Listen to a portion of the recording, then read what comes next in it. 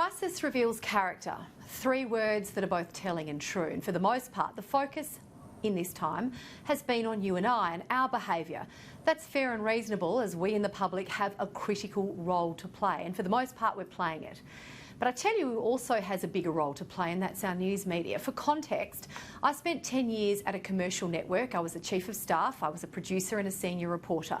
I left that role and started a business. Yes, tonight I'm here on this program and on many others throughout the week, but my main job, day to day, is in corporate life, running a small business, and I've done that for 17 years. Through the GFC, through many other challenges, and like so many of you watching, I employ people.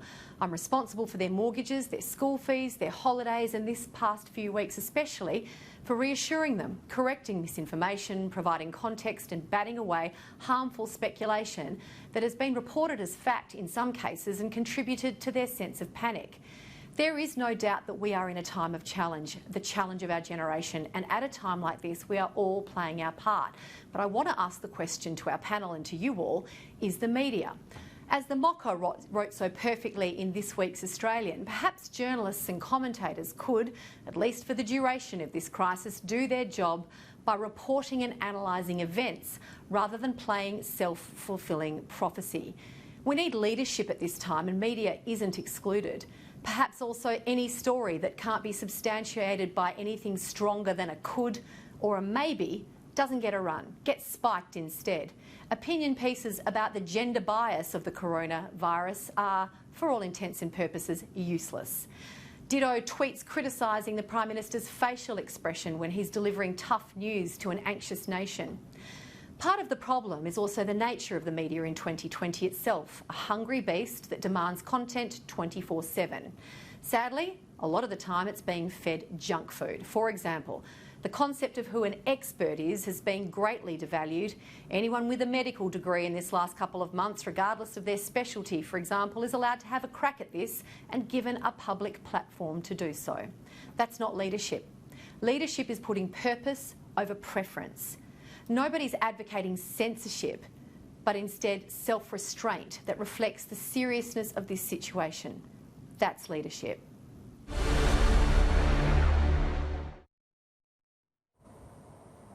Cam, we touched on this earlier in the program. Now I'm allowed to let you loose.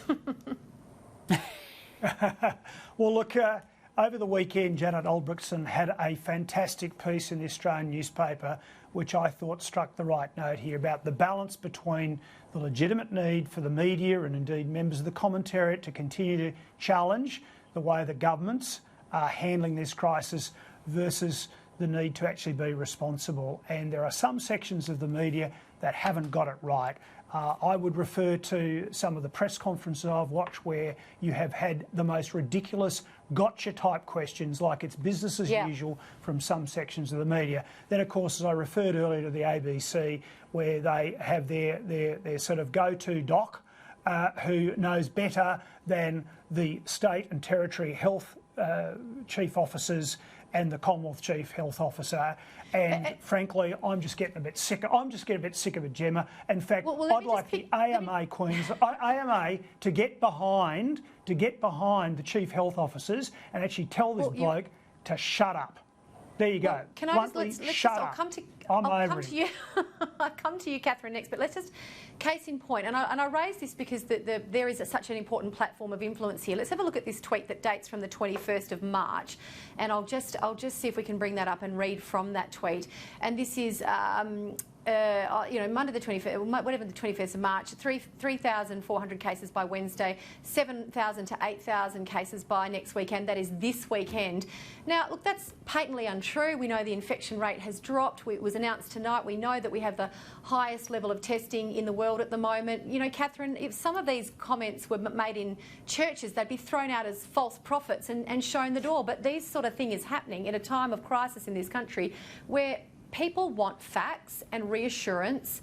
They don't want fairy tales. That was a fairy tale, that tweet. But where's the accountability and where's the self-leadership? Where's the simple tweet that says, hey, I got it wrong, really happy to be wrong under the circumstances?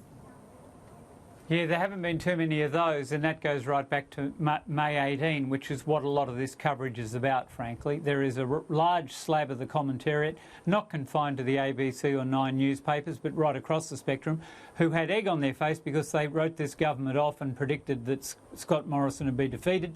They haven't forgiven him for humiliating them, and they're trying to just lunch on every crisis.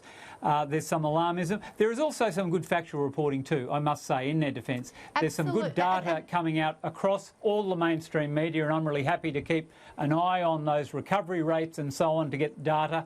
But I agree with your broad point. There's been some scaremongering and some silly point scoring that they needed to do better on. Sarah, I'll come to you last because we have had such a good time. We're running out of time tonight in my view. But I've had so many people say to me anecdotally, I can't watch the news. I'm not watching the news. It's too sensationalist. I'm not getting the facts. I can't watch the news. They're trying to make us all panic. Has that been your experience at all? No, look, I would say to those people, I completely understand that, and I have heard that too. But I think that old cliche about don't shoot the messenger, this is where that phrase originated from. There has been a lot of bad news. There's just no other way to sugarcoat it. And the media is really damned if they do and damned if they don't. Because if you get irresponsible reporting saying, this is going to be fine, everything's cool, what if the media was sounding like a Donald Trump press conference? I mean, then we would see, those figures on the rise, and we might not have seen the good news that we saw today. So I think the overwhelming majority of Australian journalists are actually working really hard to bring people the news as they should. That's their job. They're doing it under very trying circumstances, as the overwhelming majority of Australian workers in all professions are. And yes, of course, there are some petty people that are trying to point score. I completely take that. And I also agree that there are some people that will just never be happy until Scott Morrison is out of office, and they will take any opportunity they can to politically wound him with their little cheap barbs, and that unfortunately it doesn't, the fact that lives are at stake doesn't seem to give them pause for thought. But I do have to defend my profession, and I know that the news is bad and it's hard to watch, but that's just because of what's happening. It's really not the fault of the people that are bringing you those headlines.